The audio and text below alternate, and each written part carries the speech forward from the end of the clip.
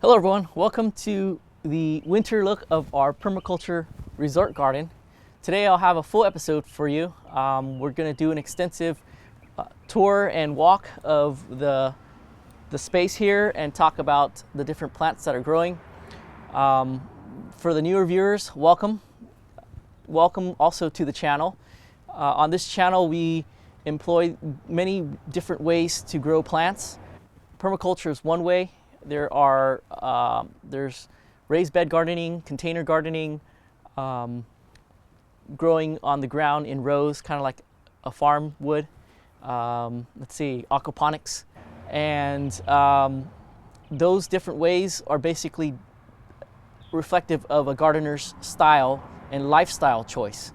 So for a small group of YouTube gardeners out there, there are people who grow using permaculture. So today we'll be looking at that method of growing, and in this garden we use permaculture to grow our plants. Basically, just to give a quick summary of permaculture, it's a closed loop system that relies on materials that are found on site. So basically, for instance, we have our building material. These sticks and logs, they're from trees that we trim back and prune. Building soil, we're using plant matter that grows here by itself, or just basically tree trimmings as well, leaves and such. And we're using companion growing, and we're looking for ways to basically keep as much of the energy here. So if we produce any waste, we leave it here for it to turn from waste into energy. So we do a lot of composting, and that's pretty much permaculture. So we try to keep it closed. There's one important resource that we can't produce on site, which is water. So we need an outside source for water, but for the most part we try to use materials that are found here to grow our plants. So yeah, let's take a tour of what's growing on here, and show you what is happening as of now. And before we go, just real quick, if you're coming back and visiting in the future, just pay attention to the color of our soil here. Well, this is clay. We're getting a lot of moisture, and our clay is a nice, healthy tan color. Well, not healthy. Healthy, I don't know why I added that healthy in there. It's a nice tan color. In the summer, as everything dries out, it becomes a very light beige color, and you can basically gauge the moisture by the color. But anyways, something for you to keep an eye out. Yeah, let's take this tour. I'll show you what's going on. Okay, down here we have a patch of wood sorrel that comes back year after year. Cool thing about this is when this plant dies back, all of these leaves will become organic matter. Since this area is mostly clay, getting as much organic matter here as possible will help us create more growing areas. Another volunteer plant is this narcissus. These are paper whites. This plant has been here before we moved here, and I've been meaning to move it to a different spot, and I think it's been 7 years or plus now, and it's been there, so maybe we'll get around to moving it this year. Down here is a swale, and in permaculture, swales are used to trap water and allow it to permeate into the ground, where the water can then be used by plants. So this is one permaculture method for managing water. With the amount of rain that we're getting, we're charging a lot of water into the ground, and hopefully we can tap it with plants that have deep roots. And the idea is to grow those and allow them to tap the water. When they grow their green leaves, we can use the leaves with the water in it and compost it and bring it to the surface of for the other plants to use. We have some nasturtium down here. These are elephant garlic, and this little swale here, I basically just threw plants here to let them kind of break down for us. The elephant garlic is one that grows pretty easily here in Southern California, and I end up with more than I can eat or give away. So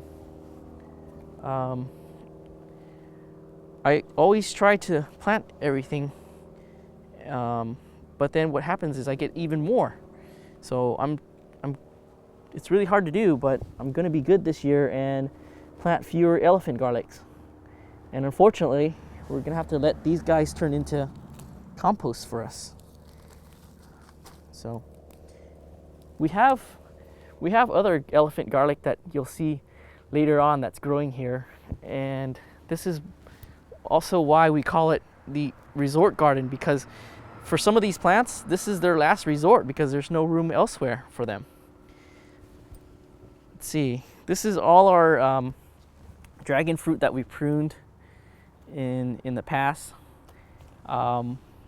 Basically, I just left it here to let it break down. This is a dragon fruit cutting that we pruned off our dragon fruit plant, and we're going to allow it to become a dragon fruit plant so that it will make dragon fruit for us. This is just all organic matter that we're letting break down. This is a Gynara procumbens. It's also known as a diabetes plant. This is one that's grown from a cutting. Here is lemongrass. And then we have our Fuji apple tree here. It's gonna take a while before it'll produce apples for us, because look how thin the main trunk is. We have more nasturtium that's growing there. Those are Tokyo long white onions. Some basil. We have a collard green. I think that's a Morris heading collard green. We have a Brussels sprout plant here. It's like a miniature plant. So the soil here, if we can even call it soil, is mostly clay, and we just grow things to start the process of building soil. So here it's not so much getting crop from yet. We're building soil with plants. This is a faux tea. It's an herbal plant, and one that was purchased just because of just for the plant itself, not for any kind of medicinal use. It's got a really interesting story, and we'll talk about this plant in detail in a future episode. And we may go, we'll definitely go and dig up the roots and take a look at what they look like now. This was purchased as a little tiny plant 2-3 years ago, and it's now taken over our resort garden here. So when we cut this back, we're gonna have a lot of green material for building soil. So down here is our wild zatar. It's in the oregano family. This is its winter look. It does really well in the cooler months, and the leaves are really nice and velvety. One of my favorite uses for this is to make lamb sausage, to put it in lamb sausage, and it's really tasty in it. We have another Gynara. This is our original Gynara procumbens plant. It's also known as longevity spinach, and it's an herbal plant that people use for controlling blood sugar. It's another herbal plant that I grow for fun. I suppose I should be cooking it up because it's also good for you in addition to helping regulate blood sugar. This is marjoram. This is a common herb used in poultry seasoning. We have some saffron crocus. This is the plant that makes saffron, the most expensive spice in the world. They've been here in this area, and like many plants here, they're here because we're not able to tend to them because we're tending to other plants or other things. They haven't flowered for the last 2 years, so hopefully they'll flower for us next year. I'm debating about whether to dig these up and replant them. But when they flower, the flowers are really pretty. Okay, just scanning up a little bit, we have another nasturtium that's there. We have a dragon fruit plant that we pruned back, and we have lots of new growth. So hopefully we're going to get a lot of dragon fruit from this plant this year.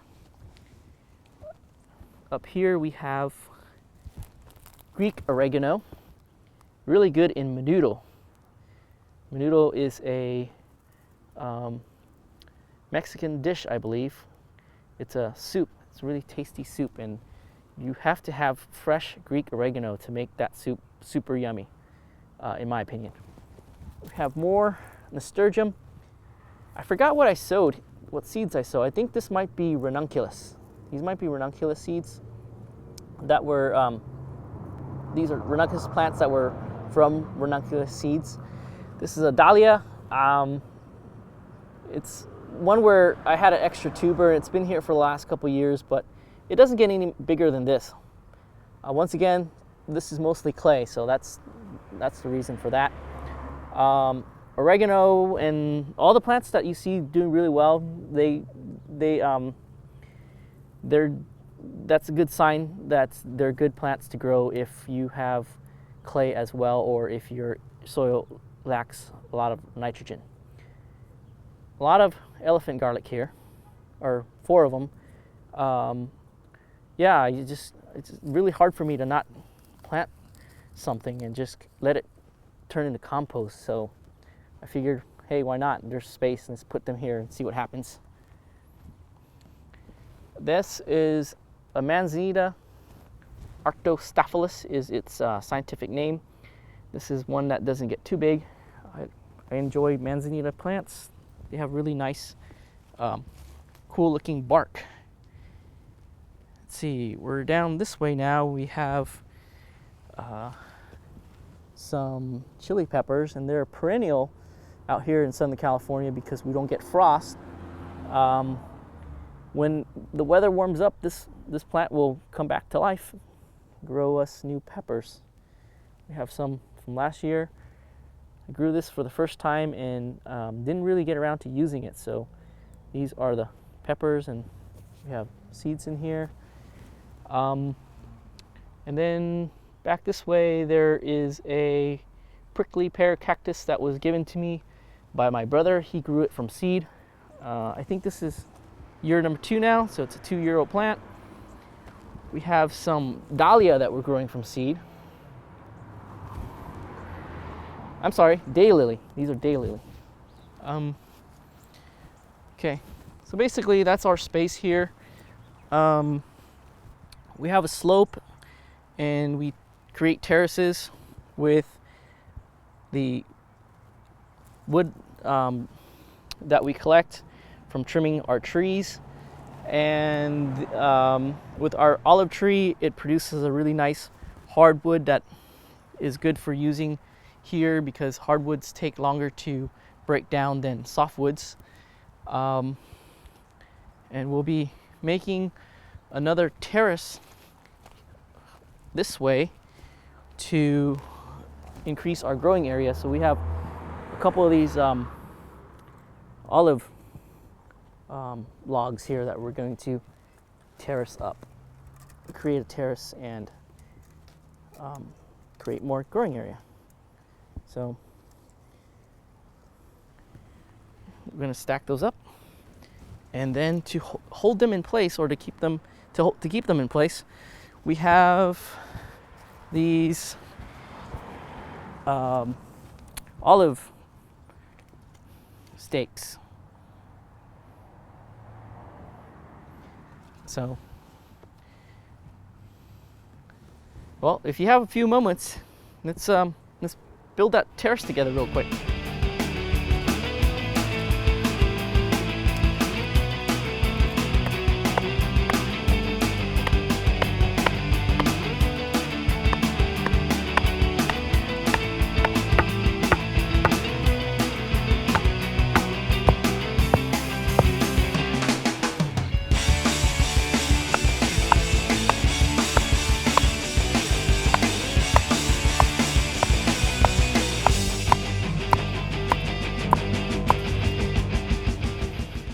So that's pretty easy. After we select the logs that we collected from trimming our olive tree, and we put these stakes in to hold the logs, we'll fill it with soil, find some plants to plant, and let the soil begin to build.